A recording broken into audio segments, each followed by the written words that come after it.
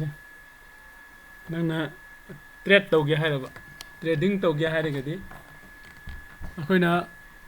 से invest तंबा मतमदा ABC हना तमद्रो तमिको अदाइन तौरगा trading तौगे हायरगदी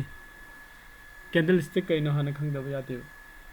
candle stick से करिनो खंगबा मतुंगदा कैंडल स्टिक की चार्ट हायने लेरी हायरेबा कैंडल स्टिक की चार्ट से फजना रीड तब मथं ताई तो कैंडल स्टिक माना कैंडल स्टिक चार्ट चलीब मौं से है मथक खरम काखलोगनी मखाम कुमकनी काथो कुमसिन तौरीब मैम से कनाना तौरीनो कमाइन तौरीनो है तो खंग मथक ताई याको इहान हनबदा कैंडल स्टिक से करीनो है से कोई जिंगमिनसे सिदा होजी उरिसे कैंडल स्टिक ने ग्रीन कैंडल स्टिक अदुगा रेड कैंडल स्टिक अनि सिगी मीनिंग लै माई मौंग चप मानै को अदुगा सिदा कोइना ग्रीन कैंडल स्टिक से कोइना बुलिश कैंडल हागसु खंगनै अदुगा रेड सिना बेरिश कैंडल हागसु खंगनै को बुलिश करिगी हाइनो हारगदी मासे कोइना इदि मार्केट की अप ट्रेंड मार्केट ना मथलोम काखत पसे को मागी प्राइस वांखलक पसे से कोइना बुलिश मार्केट सु हाइ अदुगा मार्केट की प्राइस 100 पसे कोइना बेरिश मार्केट सु हाइ को साइन तौरगा कोइना पीरिबा अनि से कैंडल अनि से बुलिश की ग्रीन सिना कोइना बुलिश की कैंडल अदुगा रेड सिना बेरिश कैंडल अनि से की कमन लोइबा मैम अमा लैरि को कमन लोइबा से मीन्स कंपोनेंट सु हाइ कोइना कैंडल अमगी कंपोनेंट लै मेन ओइना कंपोनेंट कैंडल अमगी कंपोनेंट से हाई लो ओपन क्लोज सिगी मरी से लैगनिबा अदुगा लोइना मागी अपर वीक लोअर वीक अजे सिगी ग्रीन कैंडल सिदा खोइ जिंगसे ग्रीन कैंडल सिदा मथक यावरिबा सैटेक मानबम जावइसे से शेडो हारगसु खंगनगनी नत्रगना वीक को WICK वीक से हारगसु खंग कैंडल की मथक फॉर्म तौबसिना अपर वीक कैंडल की मखादा फॉर्म तौबसिना लोअर वीक सब मानै रेड तसु अदुगा कनदसु ग्रीन दसु को अदुगा मुक मयागी खरा अचौबो पोर्शन अमा जावइसिना कैंडल सिगी बॉडी हारे खंगनगनी को ग्रीन गिसु बॉडी लेगनी रेड किसु बॉडी लेगनी को अदुगा मसागी खोगी मथक की अपर वीक की ख्वाइदगी हाईएस्ट को ख्वाइदगी मतोन थंगबा सरुक से कोना हाई हाइना खंगनगनी निमित्तगी ओइना प्राइस ना नत्रगा मतमदगी ओइना प्राइस सिना ख्वाइदगी वांगना कारुबा मफमदा सिना रिप्रेजेंट तौदुइनी याको मखारोमदना लोअर वीक सिगी ख्वाइदगी अनेबा मफम को लोएस्ट पॉइंट दो कोइना लो हारा खंगनगनी को हाइसेसु प्राइस ना ख्वाइदगी नेमना कुमुबा मफमदो ओइदिनी अदुदि सिदा खेनाइसे कइनो हाई लै सोमसु हाई लै लो लोइनमक लै बॉडी सु लै कलर खक्तने चेंज तौबा को अदुबो मेन डिफरेंस दि कइनो हारगदी नना ग्रीन कैंडल से लागतुसे ओपन से मखादगी होरकनी क्रॉस ना मथक्ते लैगनी अदुगा रेड ना ओपन से मथक्तगी क्रॉस ना मखादा याको अमुका हलके को ग्रीन सिना कइदोगे कांदा मागी ओपन से प्राइस की ओपन से मखादा लैरगा मथक काखलगा क्रॉस पिरकनेबा रेड सिना मथक्तगी होरगा मखारोमदा कुमा क्रॉस पीबा से तौरिसे कइनो हारगदी ग्रीन कैंडल सिदा ओपन मखादा लैये क्रॉस न मथक्ते लैसे करिगिनो हारदी हाइदि सिना मिन तौरिसे सिना कोइदे रिप्रेजेंट तौरिसे कइनो हाइदि सपोज तो कोगी से फौदा हाइसेबा फौ लोकपा मतमदा को फौ से चेंग खोइसोइदा दि कौतादा ओनै को चेंग कौतादा लुपा क्या पिरमे 30 गा मंगामु पिरमे फौ लोकपा कुइदिङैदा हजि क्या पि 54 चांग लै को हाइदि लो लोकपा हेक हौबा मतमदा ओपन तौरे खलसि मार्केट से अदाइ मतमदा चेंग केजी अमगी मागी ममन से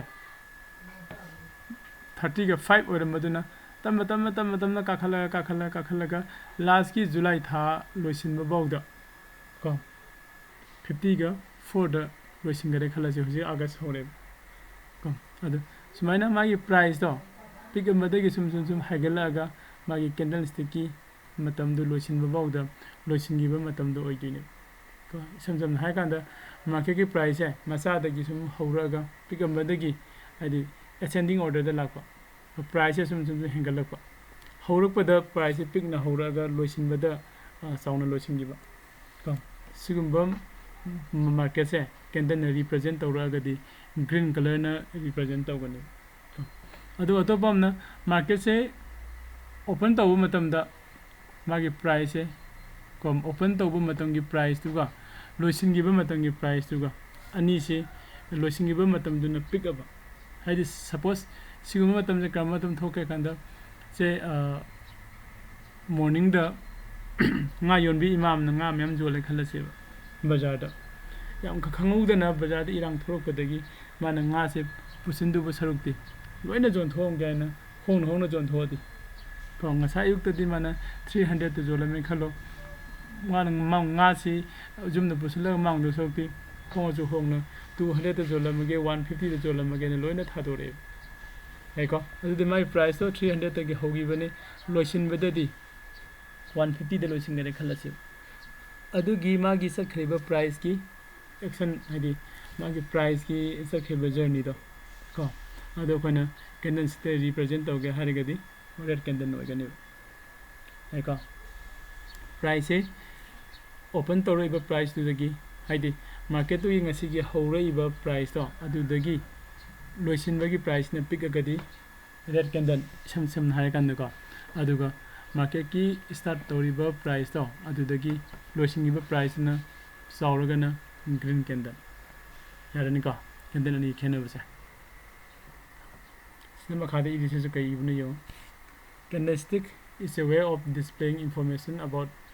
any price movement. Price movement do adugi